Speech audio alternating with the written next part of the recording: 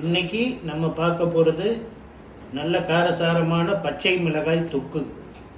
பச்சை மிளகாய் தொக்கு இது தஞ்சாவூர் மாவட்டத்தில் பர்டிகுலராக கும்பகோணம் ஏரியாவில் ரொம்ப ஃபேமஸான ஒரு பழைய காலத்து தொக்கு.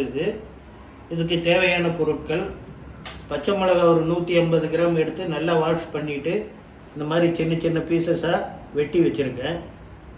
ஒரு 100 கிராம் உளுத்தம்பருப்பு, பெரிய லெமன் சைஸ் புளி, கொஞ்சம் வெல்லம், கல் உப்பு. இவ்வளவுதான், ரொம்ப சிம்பிளான இன்க்ரீடியன்ஸு. இதை வச்சு இந்த தொக்கு எப்படி பண்ணுறதுன்னு இப்போ காமிக்கிறேன். இப்போது அடுப்பில் கடாய் வச்சு ஒரு ஸ்பூன் நல்லெண்ணெய் விட்டுருக்கேன். இந்த நல்லெண்ணெயில் உளுத்தம்பருப்பை போட்டு முதல்ல செவக்க வறுத்துடுறோம்.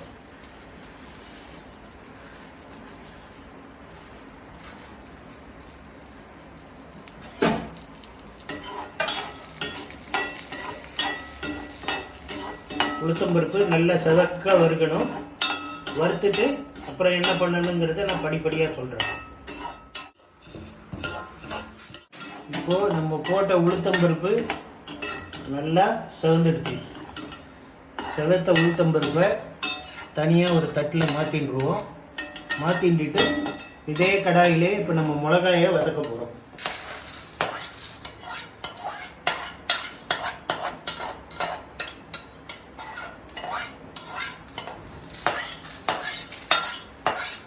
அதே கடாயை அடுப்பில் வச்சு 2 ஸ்பூன் நல்லெண்ணெய் ஊற்றிருக்கேன்.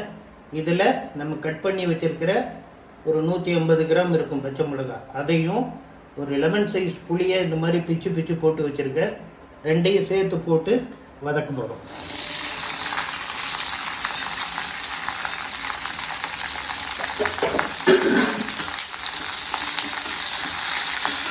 இதை வதக்கும்போது முழு மிளகாயை போட்டால் பயங்கரமாக வெடிக்கும். அதனால தான் மிளகாவை கட் பண்ணி போட்டிருக்கேன். கட் பண்ணி போட்டாலும் சமயத்தில் வெடிக்கும். இது கொஞ்சம் ஜாக்கிரதையாக கொஞ்சம் தள்ளி நின்று வதக்கணும்.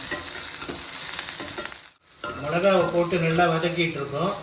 இந்த மிளகாயோட இந்த டார்க் பச்சை கலர் மாறி கொஞ்சம் வெளிரின கலராக வரும். அது வரைக்கும் மிளகாவை நல்லா வதக்கணும். அப்படி வதக்கும்போது மிளகாயில் உள்ள ஈரம் மொத்தம் ட்ரை ஆகி மிளகாய் நல்லா வதங்கிடும். ஏன்னா இந்த தொக்கில் நம்ம அரைக்கும் போது தண்ணியெல்லாம் விட போகிறதில்ல, தண்ணியே யூஸ் பண்ண போகிறதில்ல. அதனால தான் 1 மாதம் வச்சிருந்தாலும் இது கெட்டு போகாது.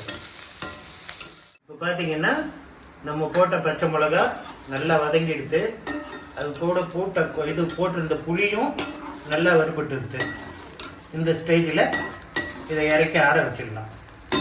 இதை வதக்கும்போது ஓவர் நெடியாக இருக்கும். கொஞ்சம் பார்த்து பொறுமையாக பண்ணுங்க. எக்காரணத்தை கொண்டு அடுப்பை புல்லில் வைக்காதீங்க. மீடியமும் அதுக்கு கம்மியாகவும் வச்சு வதக்குங்க. இப்போ செவக்க வறுத்த உளுத்தம்பருப்பும் நல்லா வதக்கின்னு பச்சை மிளகா புளியும் ரெடியாக இருக்குது. இதுக்கு தேவையான உப்பை உளுத்தம்பருப்புலேயே போட்டுடுறேன். இதை எப்படி அரைக்கணும்னு அடுத்து உங்களுக்கு சொல்கிறேன். இப்போ மிக்சி ஜாரில் வறுத்த உளுத்தம்பருப்பு போட்டுருக்கோம். இந்த தொக்குக்கு தேவையான உப்பும் போட்டுட்டோம். நான் ஏற்கனவே காமிச்ச மாதிரி ஒரு சின்ன கட்டி வெல்லமும் போட்டுட்டோம். முதல்ல இதை போட்டு ஒரு சுற்று விட்டு குறைப்பாக பொடி பண்ணிக்கலாம். இப்போ பார்த்தீங்கன்னா உளுத்தம்பருப்பை நம்ம ரவை பதத்துக்கு பொடி பண்ணியிருக்கோம்.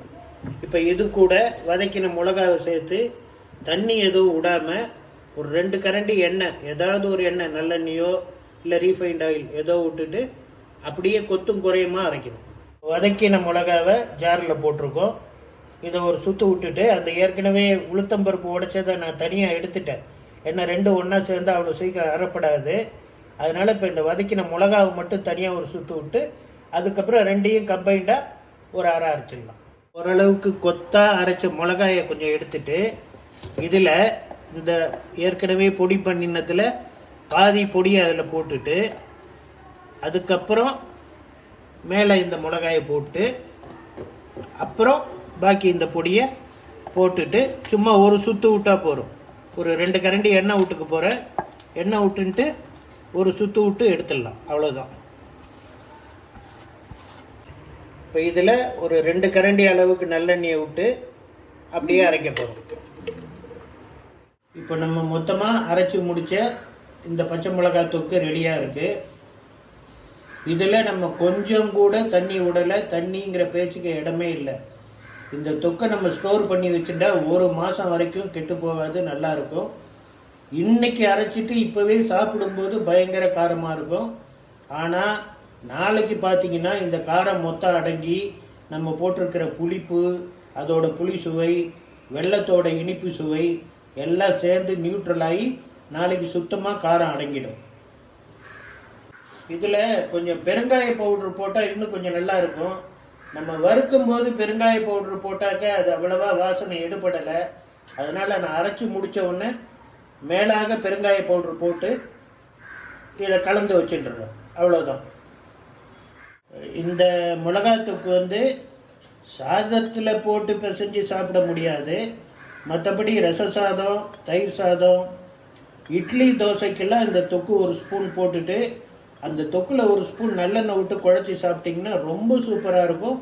அதே போல் சப்பாத்திக்கும் அவ்வளவு பிரமாதமாக இருக்கும்.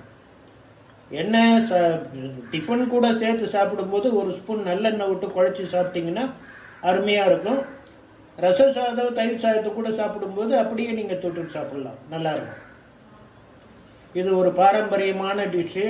இப்போ இதெல்லாம் மறந்துட்டாங்க, அதனால தான் மெயினாக நான் இதெல்லாம் ஞாபகம் பண்ணி எடுத்து போட்டு உங்களுக்கு காமிச்சிட்ருக்கேன்.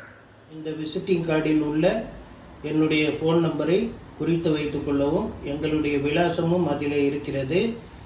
மிகப்பெரிய முகூர்த்த வேலைகள், மிகப்பெரிய மண்டபத்து வேலைகள் எதுவாக இருந்தாலும் ஆயிரக்கணக்கான நபர்களுக்கு மேல் சிறந்த முறையில் சமையல் செய்து தருகிறோம்.